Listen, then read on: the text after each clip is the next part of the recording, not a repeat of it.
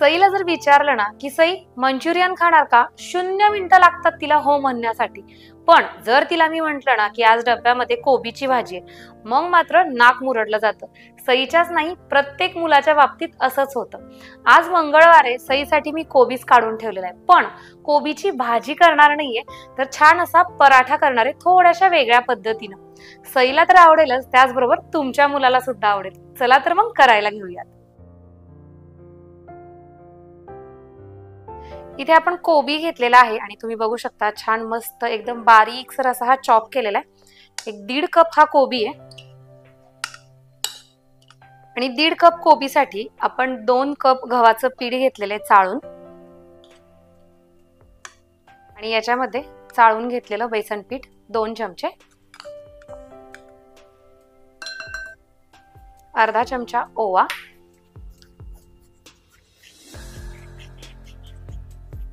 अर्धा चमचा चाट मसाला, हळद पाव चमचा, 1 चमचा धनेपूड, भोज मसाल्याची भाजलेल्या जिरीची पूड 1 चमचा, त्याचबरोबर याच्यामध्ये आपण काळ्या मिरीची पूड वापरतोय अर्धा चमचा. भोज मसाल्यांची लिंक तुम्हाला डिस्क्रिप्शन बॉक्स मध्ये मिळेल.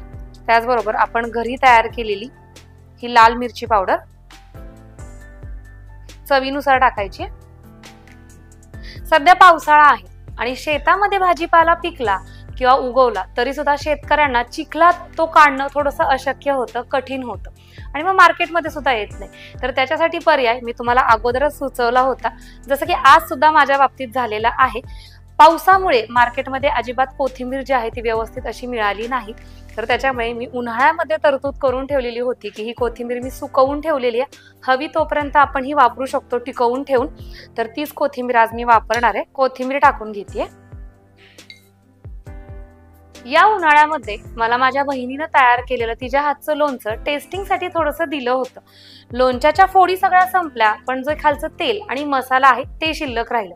आता असंही ज्यावेळेस आपण पराठा करतो त्यावेळेस ते लोणच्या बरोबर सर्व करतोच, तर त्याच्यामुळे हा जो मसाला शिल्लक राहिलेला आहे ना, हा मसाला आपण या मिश्रणामध्ये टाकणार आहोत. तुम्ही बघू शकता साधारण 1 चमचा आणि अगदी वरती थोडासा अर्धा चमचा टाकते. याच्यामुळे काय होतं, आपल्या पराठ्याला थोडीशी छान आंबटसर अशी चव येते. आता चवीनुसार मीठ टाकून घेते. आता याच्यामध्ये गरजेनुसार पाणी टाकायचंय आणि आपल्याला हे मळून घ्यायचंय. तर अगोदर तर काय करायचं, कोबीला स्वतःचं जे पाणी आहे ते रिलीज होतं, तर त्याच्यामुळे आधी हे व्यवस्थित असं मिक्स करून घ्यायचं.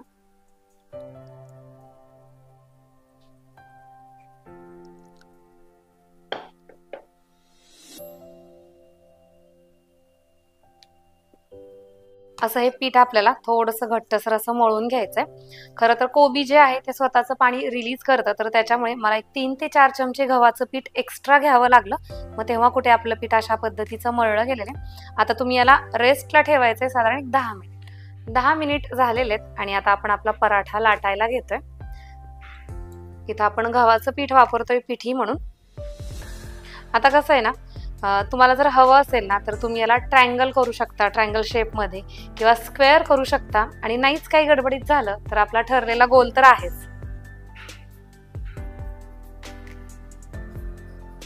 आपला पराठा लाटून झालेला आहे. आता या पराठ्यामध्ये आपण कोबी टाकलेला आहे, तर त्याच्यामुळे काय होतं, त्या कोबीमुळे कडेने थोडासा तो चिरतो आणि मुलांना कसं सगळे पदार्थ छान एकसारखे असले तर छान वाटतं. तर त्याच्यासाठी इथं मी हे झाकण घेतलेलं आहे. या पद्धतीनं आपण एक्स्ट्राचा हा जो पार्ट आहे तो काढून घेऊया.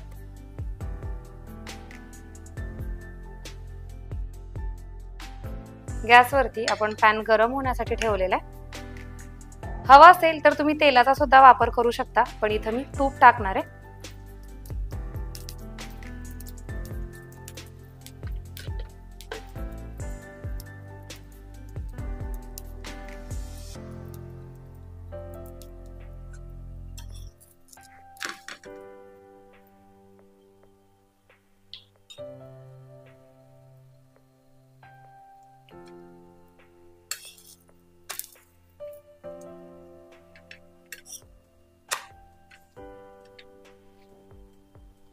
तुम्ही बघू शकता दोन्ही बाजूला छान एकसारखा असा हा पराठा भाजलेला आहे.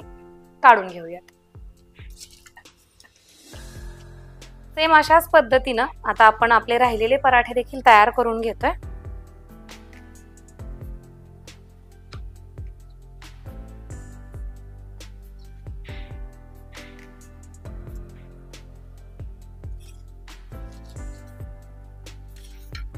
सई पुरते 3 पराठे झालेले आहेत आणि तिला तेवढे सफिशियंट होतात। एखादा घरी खायचा आणि 3 टिफिनला न्यायचे। आता याच्याबरोबर तुम्ही लोणचं देऊ शकता, अर्थात लोणच्याचा जो सगळी चव आहे ती तर आपण याच्यात टाकलेलीच आहे, पण जर फ्रूट जाम असेल तर तो सुद्धा देऊ शकता आणि कोरडे खाल्ले तरी सुद्धा छानच लागतात। अशा पद्धतीचे आपले हे पराठे आहेत।